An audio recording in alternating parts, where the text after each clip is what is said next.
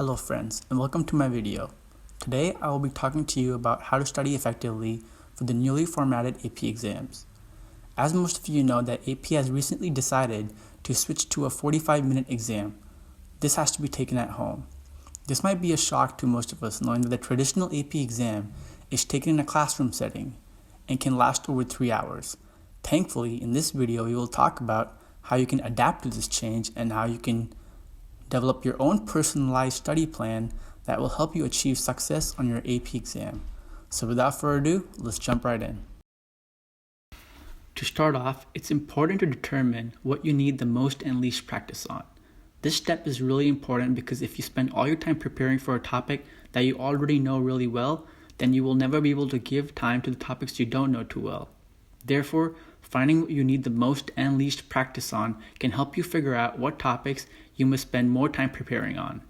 In order to find out what topics you need to brush up on, look at your previous assessments. Yes, these are the ones that you took when school was in session. These assessments are going to help you determine what topics you didn't grasp too well.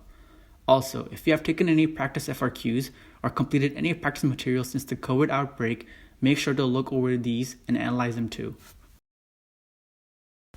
The next step in action is to find reliable resources to guide your study sessions. These are 4 high-quality resources you can use and are recommended by AP teachers and AP itself. I will wait for you to take note of these resources for later reference.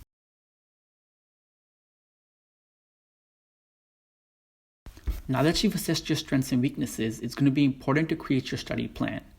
Your study plan is going to be different from the study plans of other individuals who might be watching this video. This is because your study plans should revolve around your strengths and weaknesses. The topics you need to work on the most will be the topics that you have the least preparation on. Also, try to maintain consistency. This is going to make it easier for you to study multiple topics over a course of 4 to 5 weeks rather than one day. An additional tip is to find a time and place to study for AP exams. This will help you focus and ensure that you provide your undivided attention to the material at hand.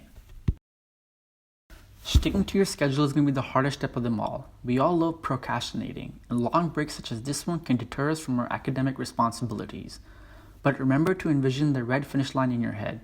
As I mentioned in the previous slide, maintain consistency and take a lot of practice FRQs.